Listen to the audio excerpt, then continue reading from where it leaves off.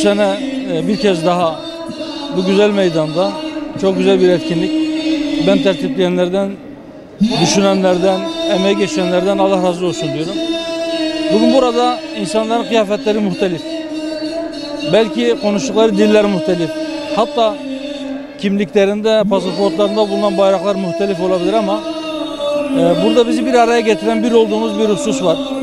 Aynı Allah'a inanan, aynı Peygamberin Hz. Muhammed Aleyhisselatü Vesselam'ın ümmeti olan, aynı kıbleye dönen, aynı kitabı okuyan insanlar diğer bütün farklılıklarını bir kenara bırakarak bu meydanda bir kez daha bir araya geldiler.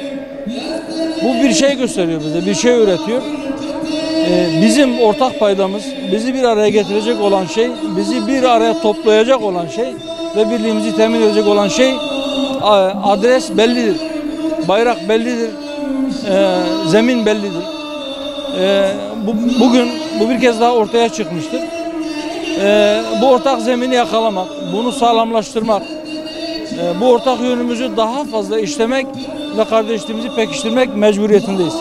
İslam coğrafyası bu kadar yoğun saldırılar altındayken gerçekten ümmet coğrafyasının farklı toprak parçalarından, farklı yerlerinden gelen, farklı kimlikler, pasaportlar taşıyan insanlar bugün bir kez daha Diyarbakır Meydanı'nda bir araya geldiler. Rabbim mübarek kılsın. Bu kutlu viladet bir kez daha ben tebrik ediyorum. Rabbim hayırlara vesile kılsın diyorum. Başka bir çatı yok. Demin onu ifade etmeye çalıştım. Evet, buradaki insanların dilleri farklı. Hatta farklı ülkelerden geldiler. Ama bir tek şeyle bir araya geldiler. Peygamber aşkıyla bir araya geldiler. Aynı peygamberin ümmeti olmak ortak paydasında buluştular, bir araya geldiler. Ve bu bizim ortaklaşacağımız, bir araya geleceğimiz, toplanacağımız hem zemindir hem çatıdır.